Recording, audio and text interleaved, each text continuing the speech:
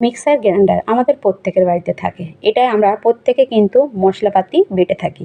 এই mixer grinder আমাদের রান্নাঘরে থাকার জন্য দেখবেন রান্নাঘরের যে তেল মশলা উঠে কিন্তু এটা কিন্তু একদম তেল চিটচিট হয়ে যায়। এছাড়া ব্যবহার করার ফলে এটা দেখবেন একদম কিন্তু এরকম নোংরা হয়ে যায়।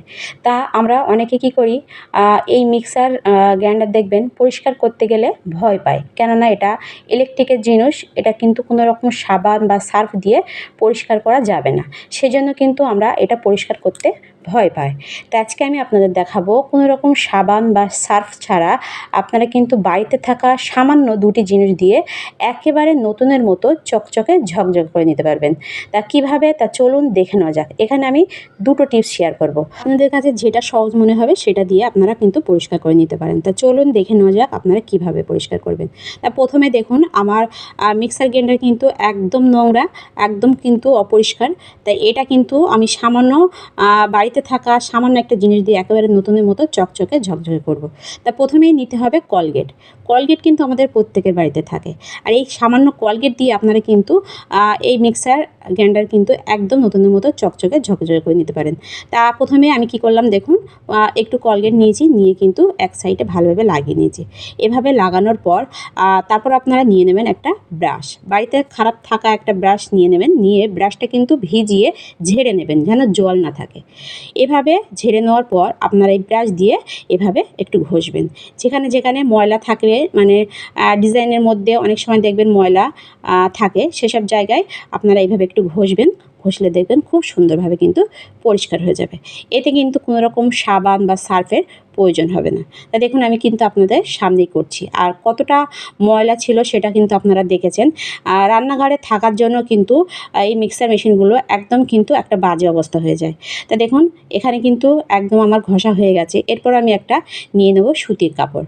কাপড়টা আমি কিন্তু ভিজিয়ে নিয়েছি, ভিজিয়ে ভালোভাবে কিন্তু নিংড়ে নিয়েছি। তো এভাবে নিংড়ে আপনারা কিন্তু মুছে ফেলবেন। তো দেখুন মিনিটের মধ্যে কিন্তু এই সাইডটা কিন্তু পরিষ্কার হয়ে গেছে।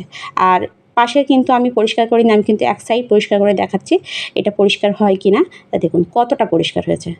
এভাবে আপনারা কিন্তু কোনো রকম ঝামেলা ছাড়া সামান্য একটু কলগেট দিয়ে কিন্তু এই মেশিনগুলো আপনারা বাড়িতে বসে কিন্তু খুব সুন্দরভাবে পরিষ্কার করে নিতে পারেন। তা দেখুন আমার এই সাইডটা কিন্তু একদমই আগের অবস্থায় আছে, আর এই সাইডটা দেখুন কতটা পরিষ্কার হয়েছে। একদম মিনিটের মধ্যে কিন্তু এই সাইডটা পরিষ্কার হয়ে গেছে। তো এভাবে আপনারা কিন্তু এই টিপসটা কাজে লাগিয়ে দেখতে পারেন। এরপর দেখুন এর মধ্যে যে মানে মেশিনের মধ্যে দেখবেন এরকম অনেক কিন্তু ময়লা পড়ে থাকে।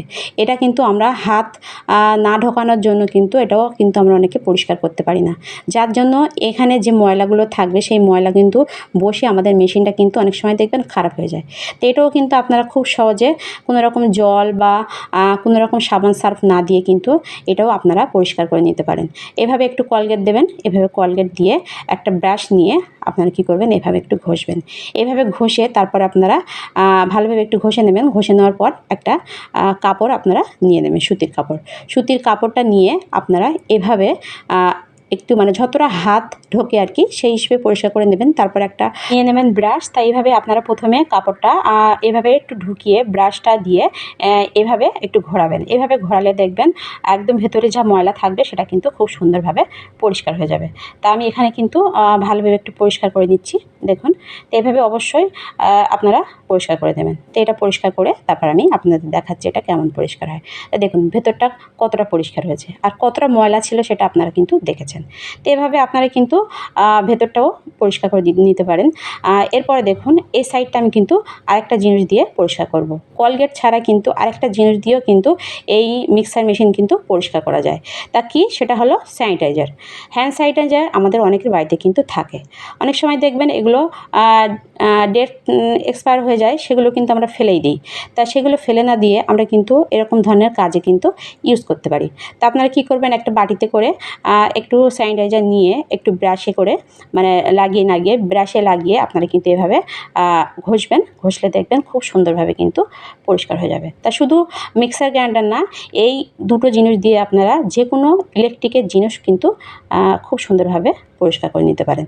তো আমি এখানে দেখুন একটা ব্রাশ নিয়ে আর একটু স্যানিটাইজার নিয়ে নিয়েছি, নিয়ে এটা কিন্তু ভালোভাবে ঘষে নিচ্ছি। তো এভাবে ভালোভাবে ঘষে তারপর আমি আপনাদের দেখাচ্ছি এটাও পরিষ্কার হচ্ছে কি না। তা দেখুন এখানে কিন্তু আমার ঘষা হয়ে গেছে। এরপর আমি একটা ভিজে কাপড় নেব বা কাপড় নিয়ে এটা কিন্তু মুছে ফেলবো। তা দেখুন মোছার সঙ্গে সঙ্গে কিন্তু খুব সুন্দরভাবে কিন্তু পরিষ্কার হয়ে গেছে। তো এভাবে আপনারা এই দুটো জিনিসের মধ্যে যে কোনো একটা জিনিস দিয়ে এভাবে মিক্সার গ্রাইন্ডার কিন্তু খুব সুন্দরভাবে পরিষ্কার করে নিতে পারেন। তা আমি পুরোটা ভালোভাবে পরিষ্কার করে তারপর আমি আপনাদের দেখাচ্ছি এটা কেমন হয়। তো দেখুন আমার মেশিনটা কিন্তু পরিষ্কার করা হয়ে গেছে। তো কতটা পরিষ্কার হয়েছে দেখুন, আর কতটা ময়লা ছিল সেটা কিন্তু আপনারা দেখুন। এভাবে আপনারা চাইলে আপনাদের বাড়ির মিক্সার গ্রাইন্ডার কিন্তু খুব সহজে আপনারা চাইলে কিন্তু সামান্য একটু কোলগেট বা স্যানিটাইজার দিয়ে কিন্তু পরিষ্কার করে নিতে পারেন। তা ভিডিওটি পর্যন্ত ভালো লাগলে লাইক কমেন্ট শেয়ার করতে ভুলবেন না, আর সাবস্ক্রাইব করে অবশ্যই আমার পাশে থাকবেন। দেখা হবে নেক্সট ভিডিওয়। বাই।